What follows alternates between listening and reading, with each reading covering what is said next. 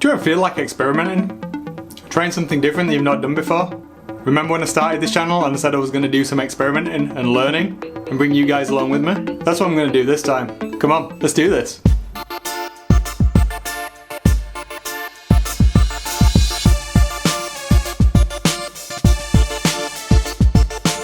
Howdy, and welcome back to another Forge of Soulless Paints. What am I going to do this time? Well, I'm going to do what I said I was going to do when I started out this whole YouTube gig. I'm going to experiment and play. For a while now, I've been looking for some new products, and in fact, no, that's a lie. I bought some products a while back, and you know what I've never done? I've never actually used them. Why haven't I done that?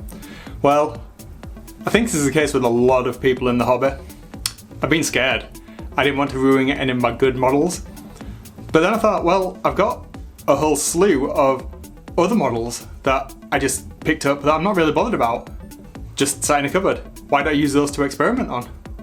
Good idea, Wayne. Well, that led me to a couple of ideas. I do have a couple of products that people go absolutely mental about. They really rave about these things. And I picked them up and I've never used them. So, what are these mythical products, I hear you say? Well, this bad boy, AK Interactive's Streak and Grime, is one of them. It's an enamel weathering colour, whatever you want to call it, but it just gives an amazing finish to the minis. Like literal grime, dirt. You can do it with washes, fine, but Streak and Grime really does, from what I've seen, give some amazing results. Weathering is one of those things that I'm not particularly great at, especially when it comes to anything other than Nurgle. As we've talked about before, zombies, Nurgle, that kind of thing is very, very forgiving to paint. Anything else, not quite so much. What I want to do is get that grimdark aesthetic onto all of the other minis that I'm painting, especially in the 40k universe. It's that grimdark aesthetic that really appeals to me, and I don't feel that I'm hitting that with some of my other minis, which is a little bit disappointing, but it's my own fault because I'm not giving myself the freedom to explore. So, I've got Streak and Grime, and I've got a slime thing. Another one is basically Streak and Grime Slime Edition that I'm going to play with today. Let's head to the paint bench, bust these out, and see what I think.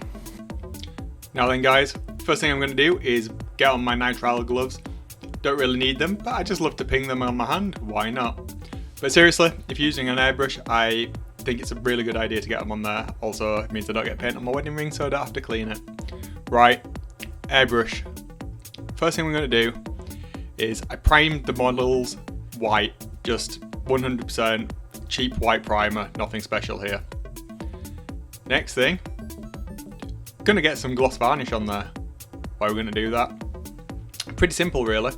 So by putting the gloss varnish on, what happens is we're going to reduce the surface tension when we put the Streak and Grime over the top, and it's just going to run into the crevices a little bit nicer.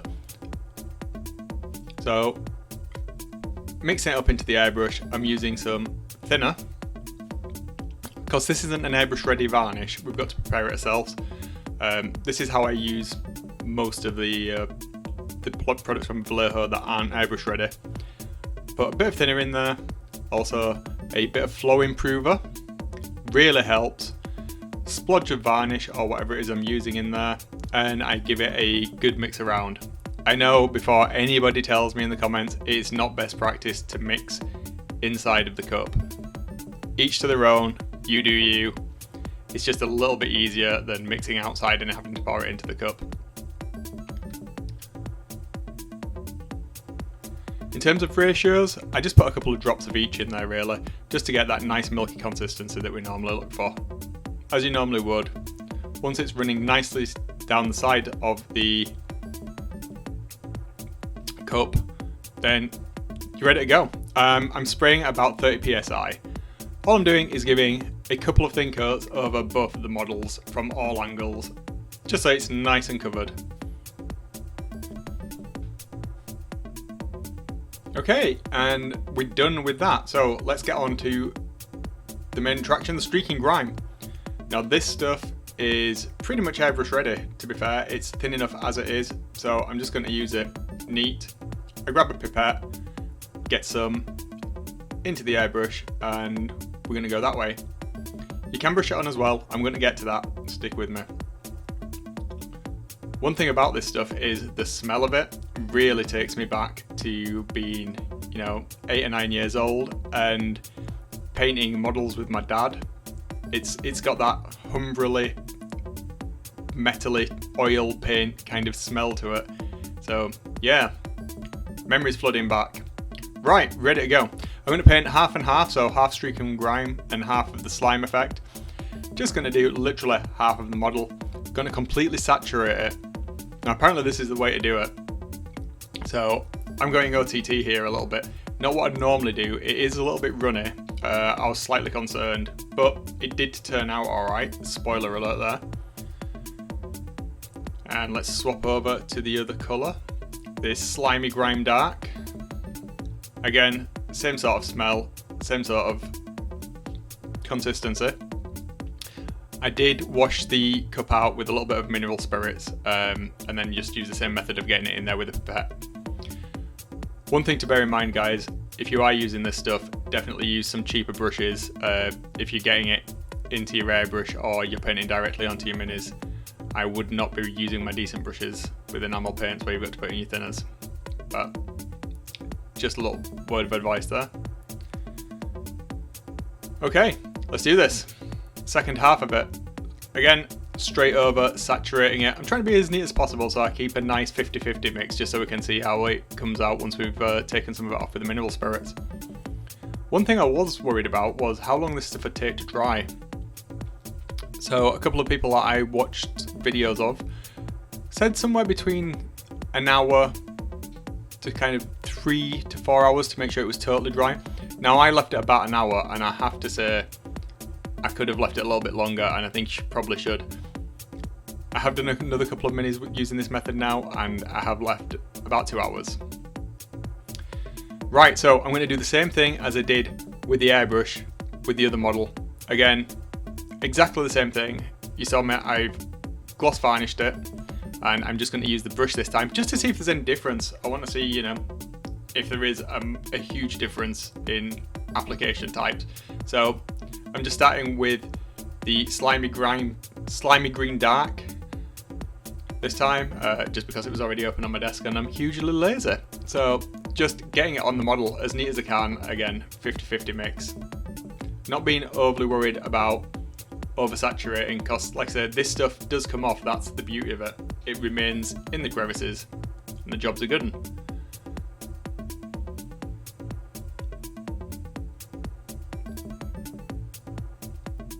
At this point, I'm definitely glad I did wear gloves as well. It got all over my hands and fingers. It is quite a messy technique just because the amount of it you need to put on. I suppose if you're putting it in limited areas, it's not too much of an issue, but certainly in this case, it wasn't the tidiest. So do bear that in mind if you do experiment with these. Right, and over to the Streak and Grime. Magic Juice 2, the sequel to Null Oil, apparently. I did give this 2 coats. I felt like I went a little bit too light with the first coat compared to what I did with the airbrush, which kind of took away the point in my head. I have read a couple of articles on this where people do recommend using an airbrush for the application, but if you're putting something on so thickly, it's just going to pool anyway. I don't see any difference in using a brush or an airbrush. The one thing that I did notice, and I think you can notice here, is how the 2 colours interact a little bit more and blend together. It gave a quite cool effect, almost like a mossy, aged kind of look before we even did anything else to it. Yeah, enamel paints, definitely good for wet blending. Just finishing up the shield, and then I set them aside to dry.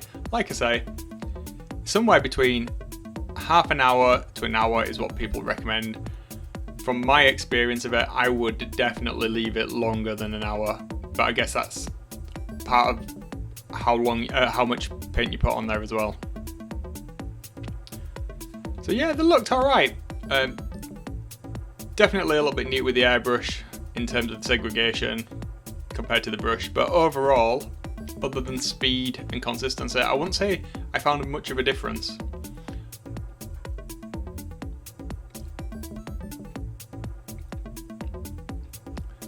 I do like the green slimy dark look to it. It gives that really nice weathered copper patina to it without any metallics.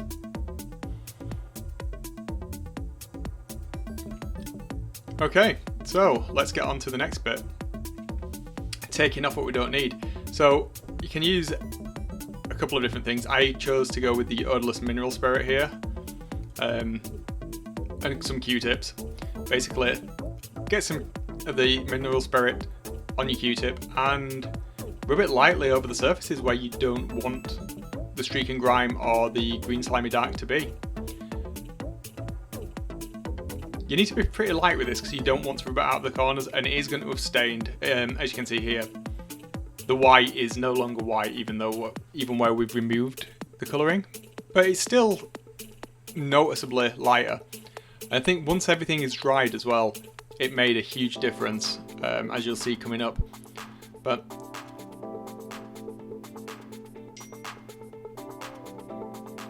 so one thing that I noted as well was, I think the success of this depends a lot on the sort of effect that you're going for. Here I'm just experimenting, so I took it off the model, I left it on thicker in some places just to see what it was like.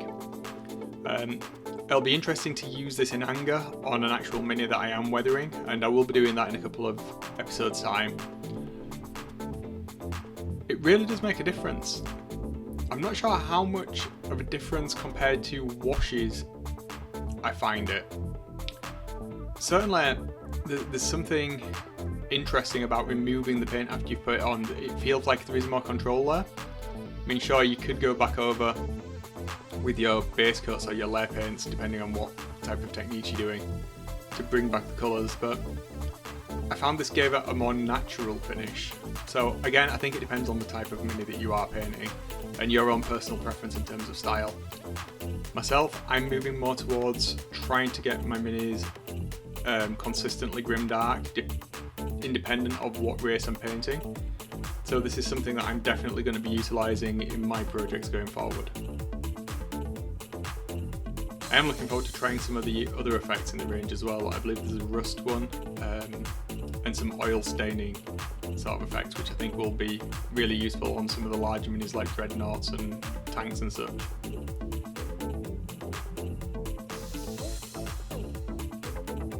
So there we go. I mean, it's looking alright. I don't know what you guys think. I've kind of left it on a little bit more thickly in some areas, again just to see how this is going to look once it's dry. But overall, it's not a hard technique to do at all. I suppose it's going to be hard to master like any technique, but once it's dry, as you can see, I think it did have quite a good effect. Where I left it on a bit thicker, I wasn't overly enamoured with it, or overly enamelled with it. Well, that was a fun couple of hours playing there. I did a couple of other miniatures off a camera, and I really got to grips with it. It's not as daunting as I thought it was going to be. Still not quite straightforward as using standard acrylic paint, but I do think I will definitely be using this stuff in the future a lot more. So regardless of whether you put it through an airbrush, through a paintbrush, you get good results either way. Yeah, it's a little bit of time, it's a little bit messy, but just from the results I've got on these two minis, it's made me a lot more comfortable with what I'm doing and the kind of results you can achieve, both with brush and airbrush and using something a little bit different. I'll definitely be experimenting a lot more. So, what do you guys think? Do you experiment? Do you get caught in a rut like I did and find yourself scared of all things? Madness. Let me know how you get over that down in the comments. Well, that's it for today, guys. If you did get some value from this video, please do leave me a thumbs up, leave me a thumbs down if you didn't, subscribe if you're not already. Can't really say anything else, you know what to do, guys. So, until next time, have fun painting, and remember, if you're going to do crack, make sure it's plastic. See ya!